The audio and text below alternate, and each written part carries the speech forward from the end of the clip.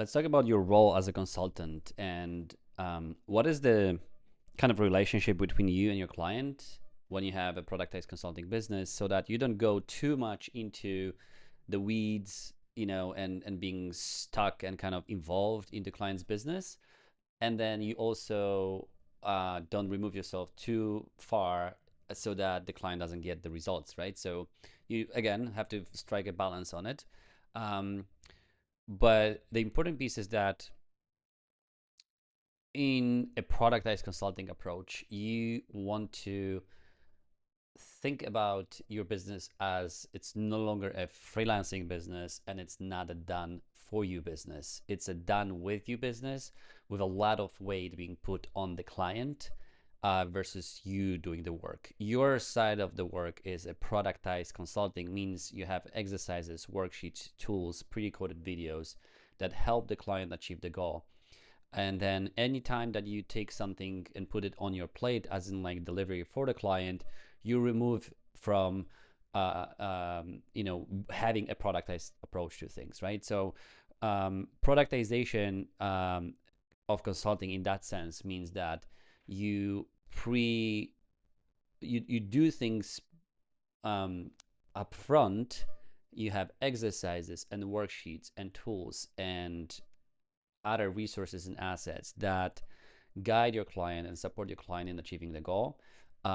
But your role is more of a personal trainer, if I was to use an analogy, than it is for someone who is building a business for a client, right? So a personal trainer will work with you, will help and guide you through, any questions you have about diet, any questions about the fitness in general, any questions about your health, any questions about your workouts.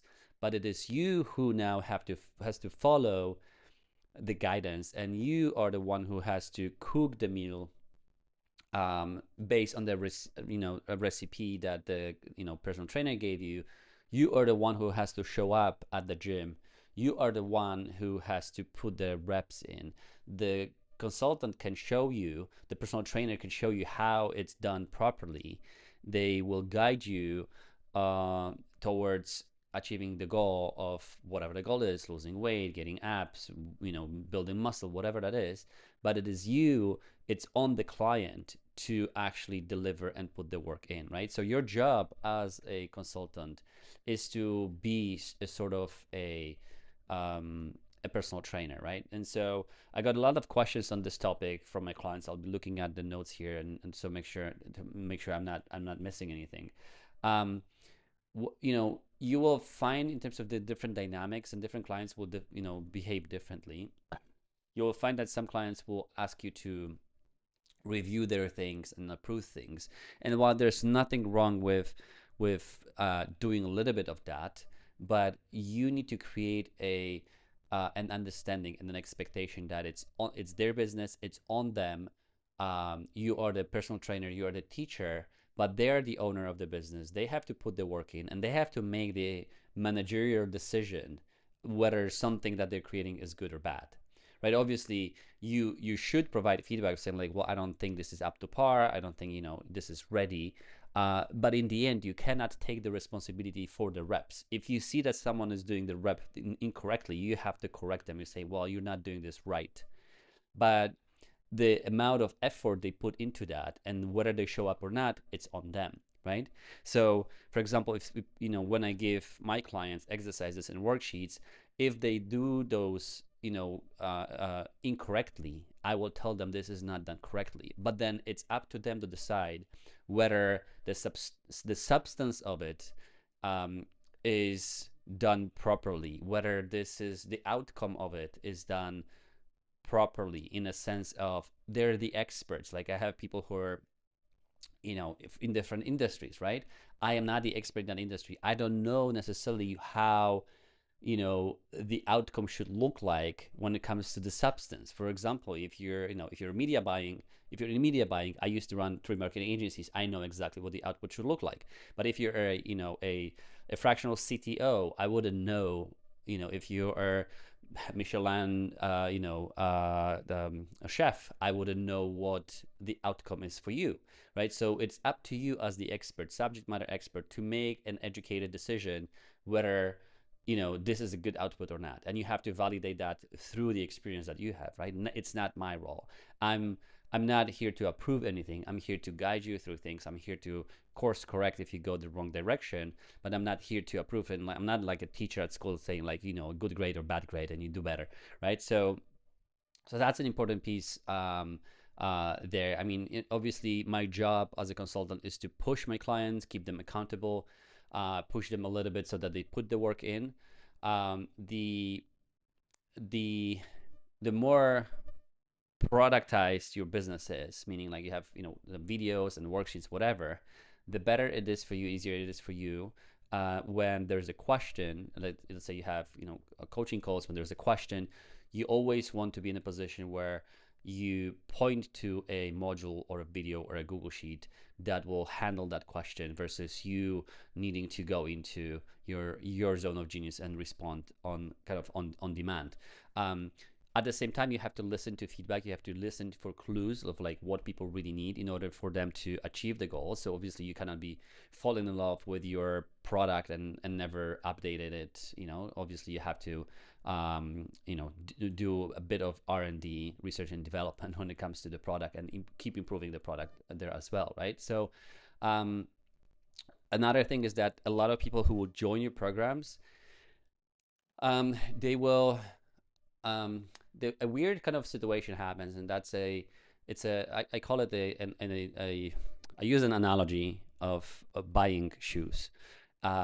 So what happens is that a lot of people who buy programs and courses, they think that when they buy, when they pay you money, all of a sudden all the problems are gone.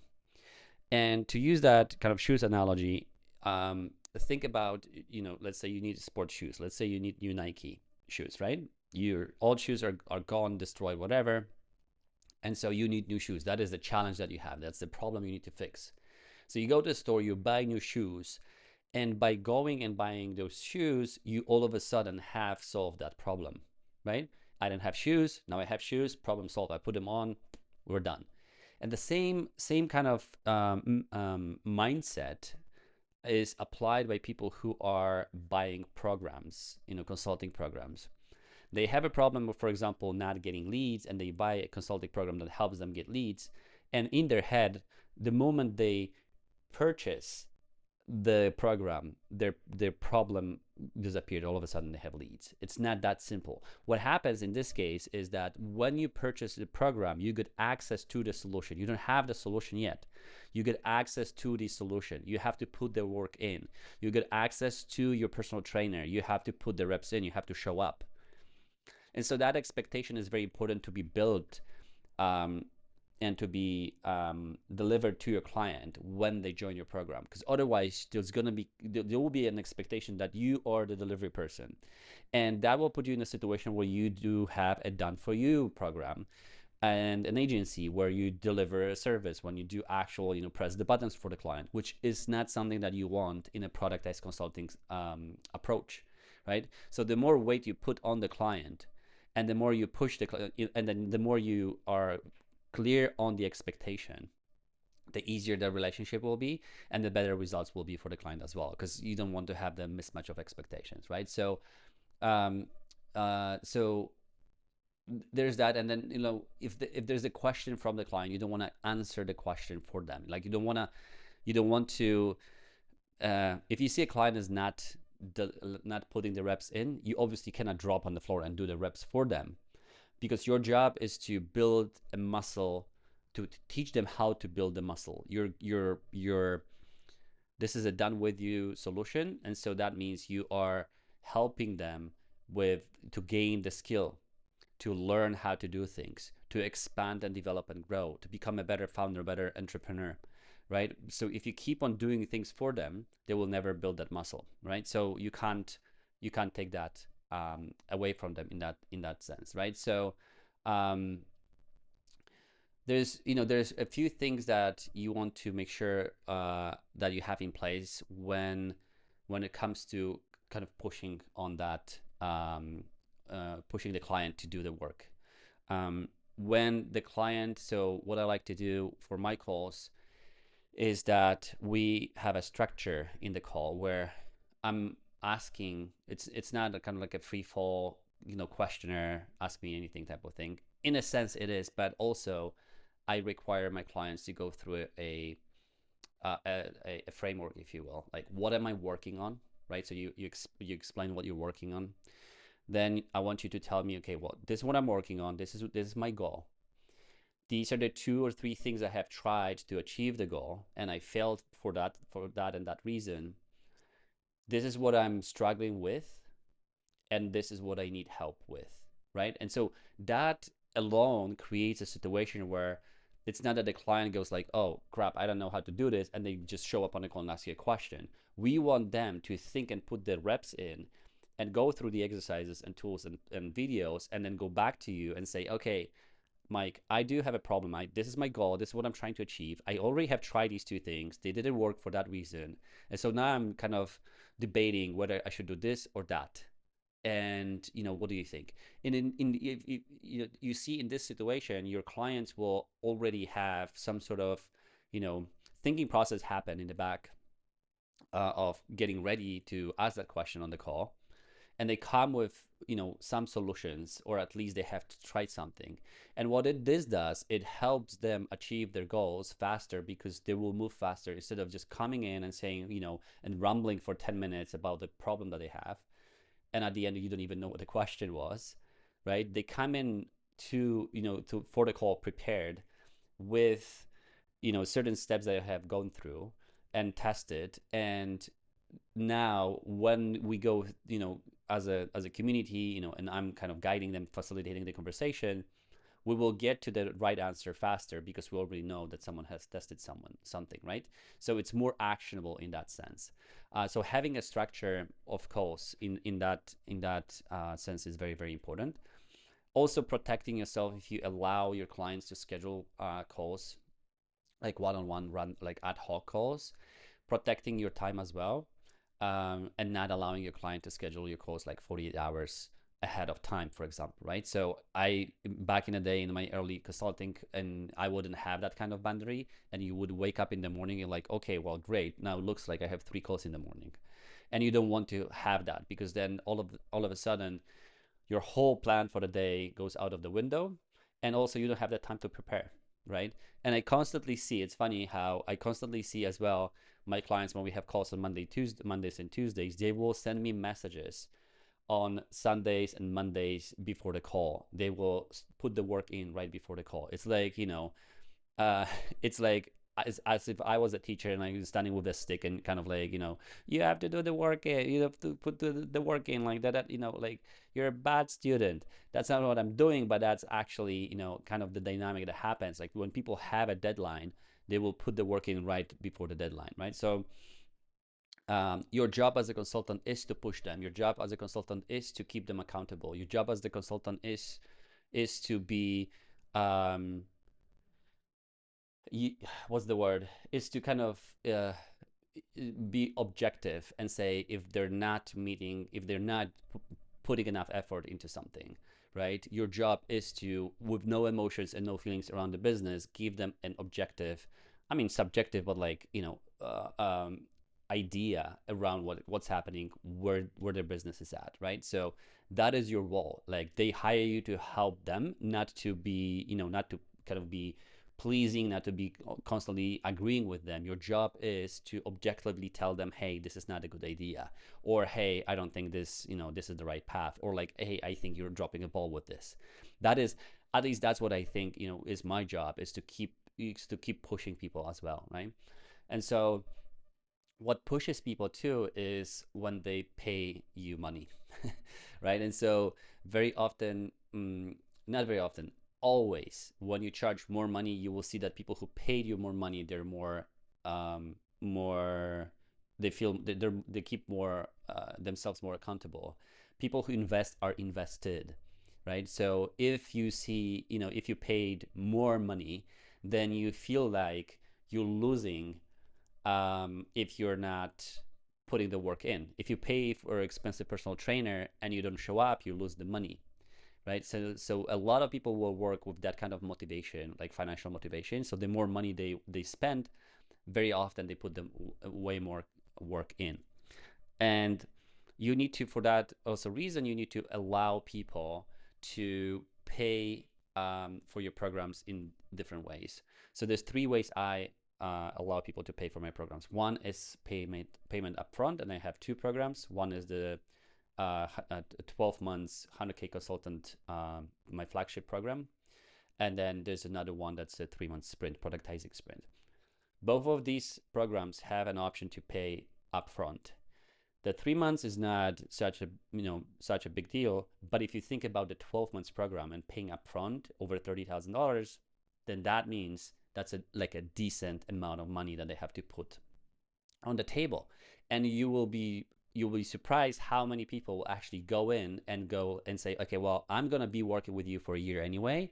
I'm gonna save some money if you allow me to pay upfront. And also they're invested because they paid upfront a lot of money and they feel the weight of it, right? And I love working with those clients because what happens with them, they're very hungry for the result. They are smart when it comes to, like payments. They're smart when it comes to how much, like it just makes sense. If you're working together, I can save 5K on it. Why would I not pay, right? If I have the cash flow. And then also because they paid, they're also hungry and they implement. They're the most active clients in the cohort, right? So option number one is payment upfront. Option number two is payment monthly. And option number three, the most easy on your wallet, is weekly payment. And this is the most expensive way to pay. So we make the most money on the weekly payments. We make the least, on the annual, right, on the upfront one, because of how the discount works on it too. And then the monthly is in between. You make more money on the weekly because if you divide a year into months, that's going to be 12 payments of X. And then if you divide there's more weeks obviously than there is months, and some months are 4 weeks, some months are 5 weeks. And so there's more weeks in a year in general than it is months. And so mathematically, I mean, and that's obvious, right? But it's 52 versus 12. But mathematically, it's just, sums up to a few more payments, weekly payments. It would make a couple $1,000s more depending on the price point when someone is paying weekly. And so when they feel, there is investment involved, not only time investment, but also monetary investment, that monetary investment hurts them actually more than the feel of like, hey, I'm wasting time, right? So charging a premium very often results in better results for clients because you attract clients that can, pay that money. You attract clients that paid you the money, and so they're invested and they will put the work in, right? So that's a weird kind of that has a weird impact on how things work from a kind of like investment perspective. Now, when it comes to